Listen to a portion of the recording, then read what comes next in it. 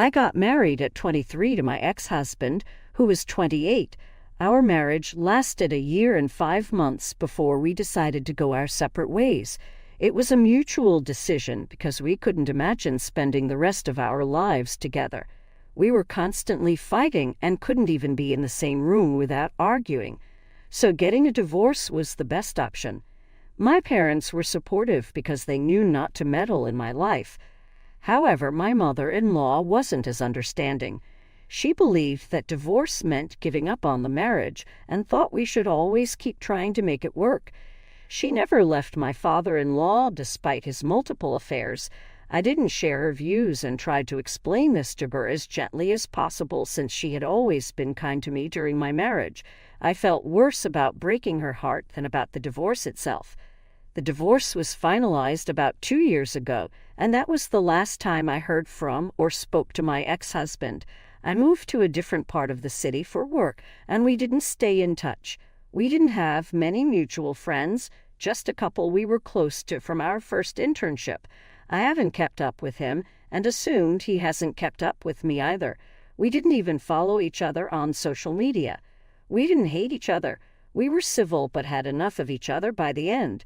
After my divorce, I thought I'd stay single for a while, but then I met my current partner, my fiancé. We've been together for about a year, and he didn't mind that I started dating him just 7 months after my divorce. My ex and I had been mentally separated for a long time. The legal process just made it seem longer.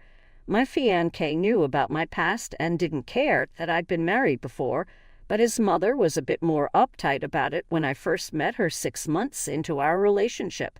She was poly, but closed off and didn't warm up to me despite meeting me a few more times. So I decided to just go with the flow. If she eventually liked me, great. If not, at least I tried. Then came the pregnancy. My fiancé and I found out I was pregnant 4 weeks in, and I decided to keep the baby. He was thrilled, even though we'd only been together for a short while and weren't married. None of that mattered to him.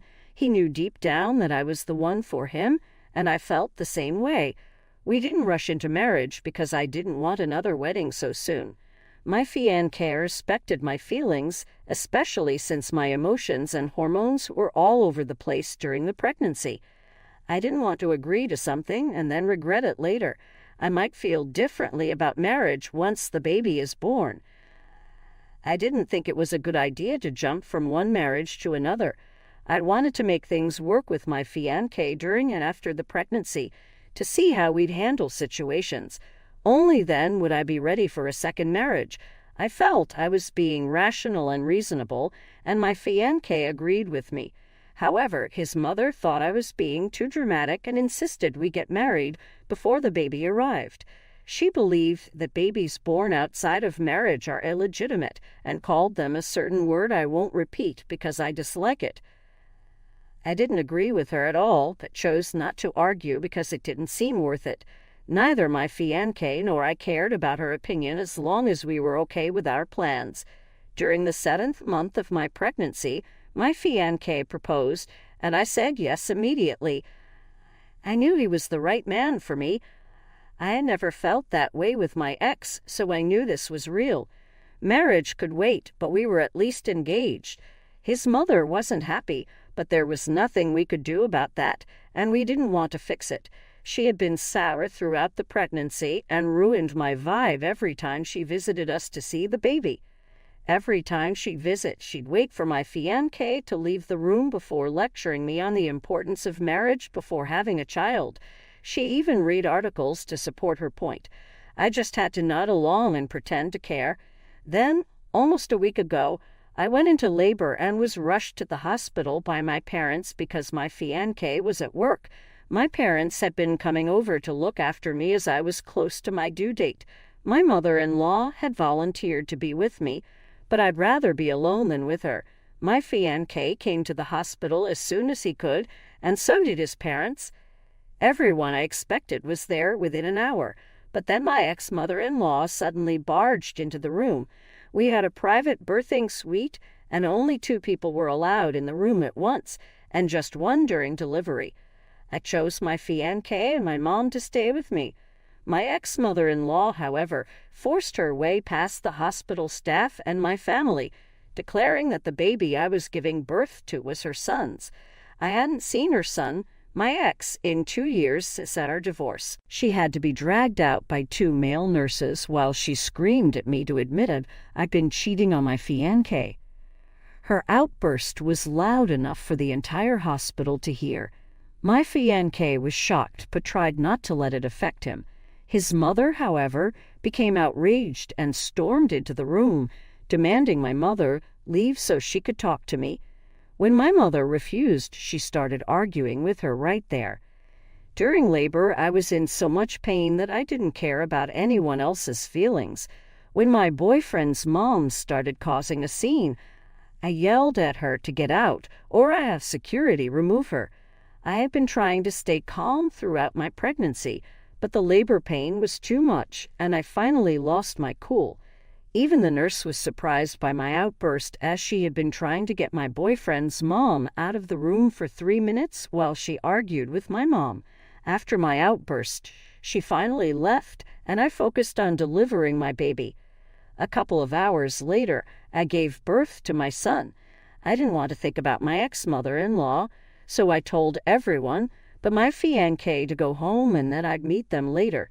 It was past midnight by then, and my fiancé was incredibly supportive, staying with me and taking care of me throughout the night. The next day, when we got home, I told my fiancé I didn't want to see his mother for a few days. He seemed surprised, thinking she liked me, but he assured me he'd keep her away until I was ready. After being discharged, it was time to talk to my ex and understand what his mother had been up to. With my fiancé by my side, I called my ex. He answered, likely expecting my call. He explained that he had been seeing someone with a similar name to mine and had been keeping it a secret from his mother. My ex had been avoiding introducing his new girlfriend to his mom because she kept pestering him about getting married and having kids. His mom mistakenly assumed that he and I had gotten back together after she overheard him talking to his girlfriend on the phone. Our names sound similar, so she thought he was talking to me. Since then, she had been asking about me, and my ex let her believe we were together to stop her constant nagging about marriage and kids. He even told her I needed time to adjust and that it would be best if she stayed away from me for a while, which is why she hadn't contacted me. Unfortunately, that day at the hospital, my ex's aunt was also there for a checkup. I've only seen her a few times, but since she and my ex's mom are close, she also believed I was back with my ex. When she saw me, heavily pregnant, being rushed to the birthing suites with another man and 2 families, she immediately informed my ex's mom. That's how she ended up barging into my room. I couldn't press charges because I was busy delivering a baby, but thankfully, she was thrown out of the hospital. She went home, confronted my ex about what she saw, and finally learned the truth. However, neither of them had the courage to call and tell me any of this, waiting for me to contact them first. So I could ask, and they'd finally tell me what had happened. It was ridiculous and very irresponsible of my ex and his mother. I had half a mind to file a restraining order against both of them because it was crazy and could have gone south very easily. He apologized and told me they were moving out of the state so he could live with his new girlfriend. Anyway, I have nothing to worry about now. My fiancé was also really annoyed by all of this. After the phone call, he told me he'd been really concerned and confused when my ex-mother-in-law had barged in like that, but he trusted his gut because he knew I'd never do that to him. So he kept quiet throughout and held it together for my sake because I was giving birth to his baby then, and that's all that mattered. It was really sweet of him, and I'm grateful that I have such a trusting and kind man as my fiancé. Once we knew the truth, we told our families about it as well. Of course, we expected them to be okay with all of it, but my fiancé's mother was far from okay. She wanted her son to get a paternity test done at the earliest and refused to change her mind, even after she learned the truth. I was okay with the idea and didn't care because it would just show her what an idiot she was being. But my fiancé put his foot down and told her he was going to do no such thing because he trusted me completely. His mother had been trying to get him to get a paternity test right from the time the whole fiasco with my ex-mother-in-law took place. But my fiancé wasn't on board with that. I found it a little strange that he was refusing to get that test done, because if I was in his place, I might have thought the same. So I asked him why he wasn't okay with the idea. He told me that his entire life he'd always done exactly what his mother had asked him to, but now he was tired of being her puppet all the time. He didn't want to constantly dance to her tunes and do what she wanted him to do. Now that he had more people to worry about, it wasn't as much about the test as it was about his own self and his relationship with his mother. So essentially, the real reason he refused to get the test done was that he didn't want to give his mother the satisfaction of knowing she'd pushed him into doubting me somehow. I respected that it was pointless anyway because I hadn't been with anyone else after my fiancé, and it literally couldn't have been anyone else's baby but his. For a week, my fiancé has been fighting with his mother over this, and both of them are as stubborn as the other. I want to suggest they go no contact, but my fiancé told me he doesn't want to lose his dad as well, since the poor old man has always counted on him to visit and keep in touch. His mother isn't the easiest person to live with. His dad, older than his mom, finds it difficult to stand up for himself the way he used to. It takes a toll on him mentally, so he mostly relies on my fiancé now. His dad always stood up for him when he was younger and made sure he didn't have to follow all this mother's ridiculous rules, giving him some freedom at least.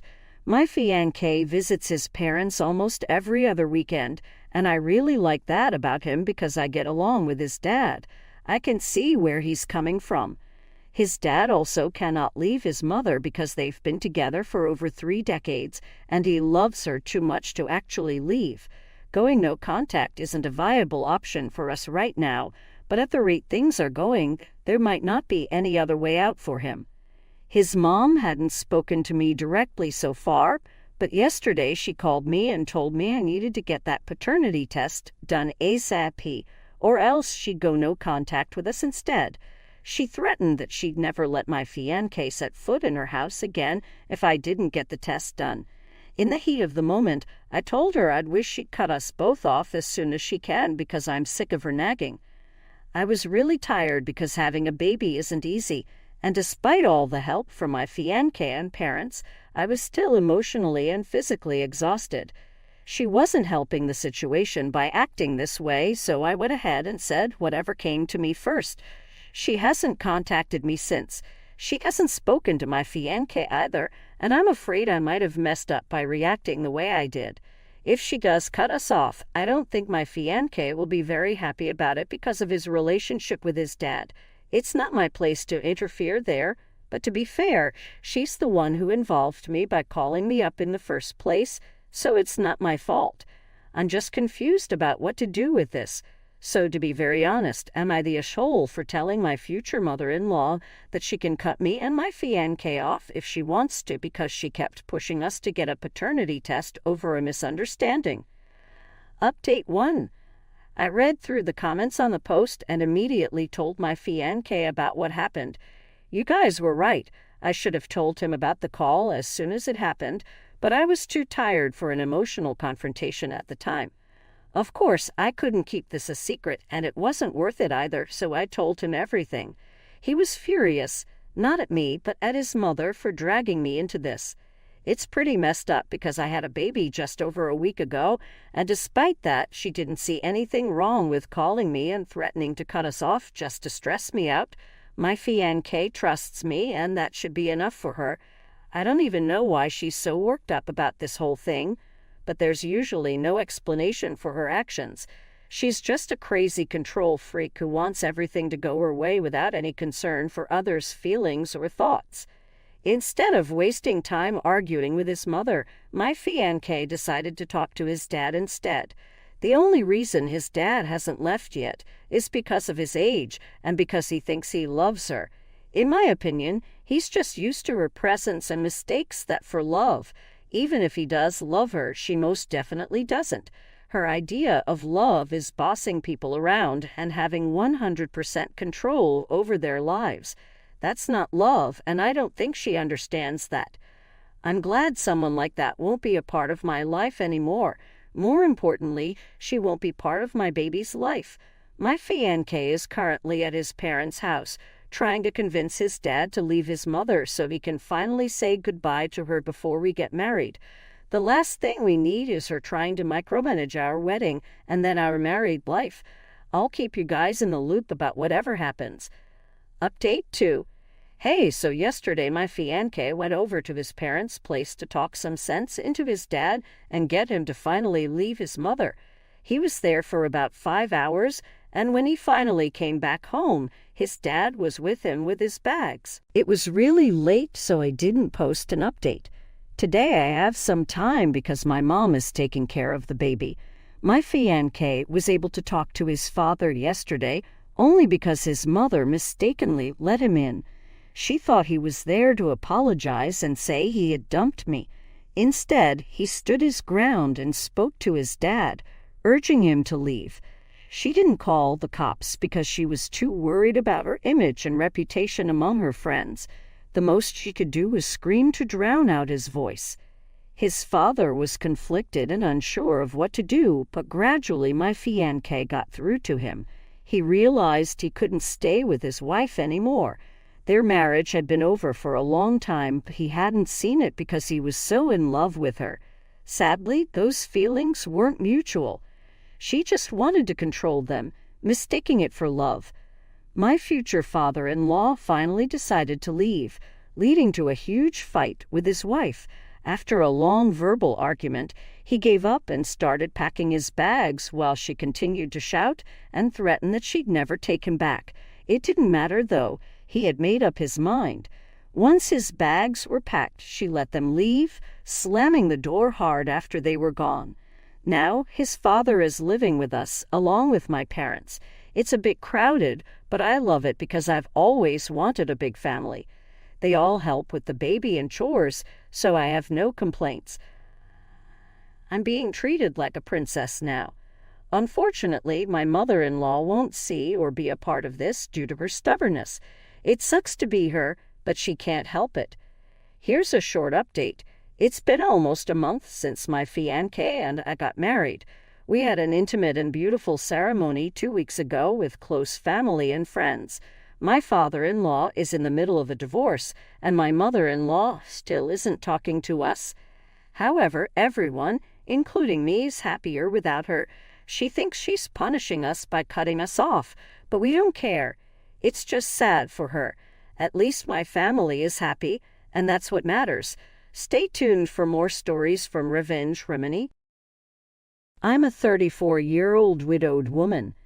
During the last year of the pandemic, my husband died of COVID-19. We had 3 children together. Financially, I can manage the household on my own. The small amount of monetary help we receive from my husband's workplace goes into our savings account for any unexpected expenses.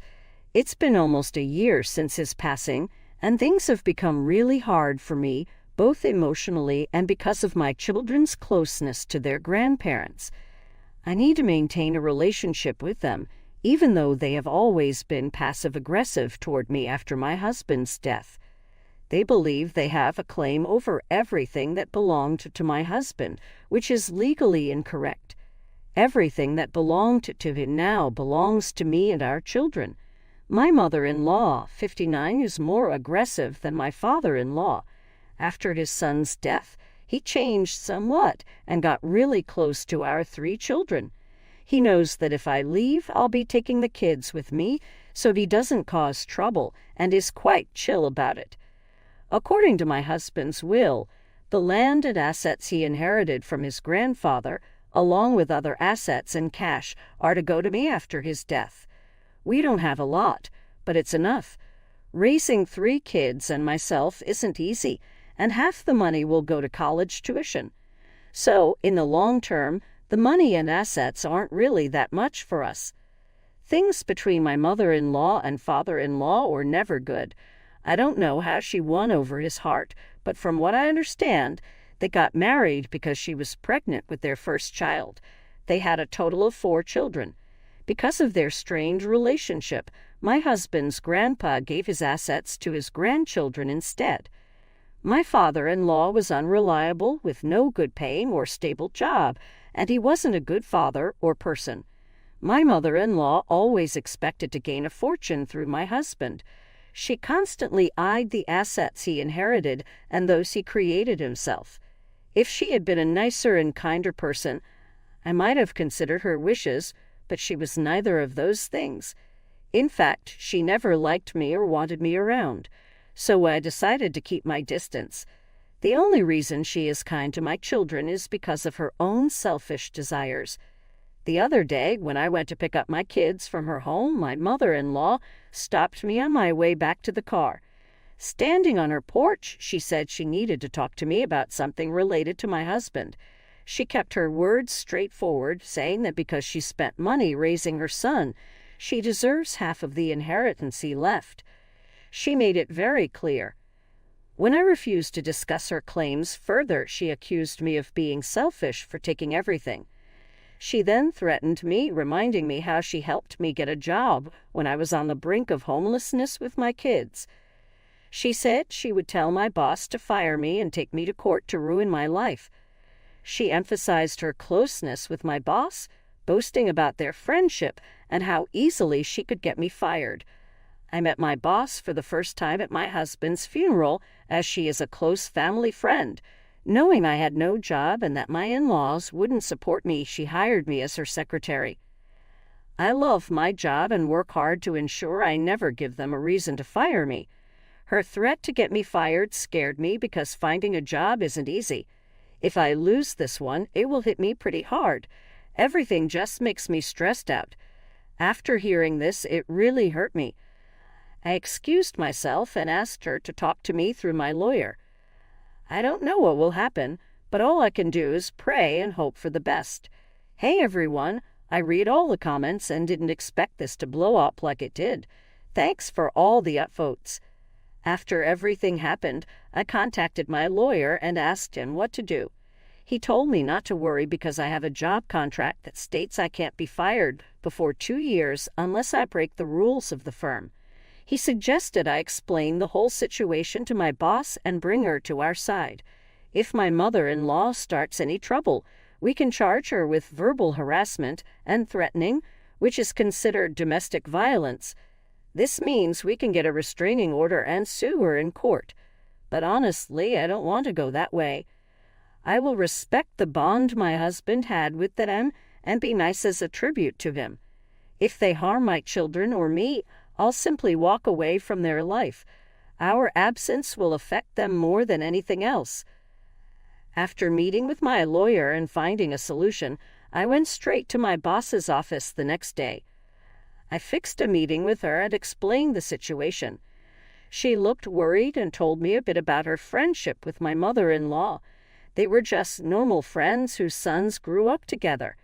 She also shared how my husband was like a son to her, and they were great friends. She lost her son in a school violence incident and always kept in contact with my husband to feel close to him. She also told me that I was offered the job because of my own capability, not because I was a family friend.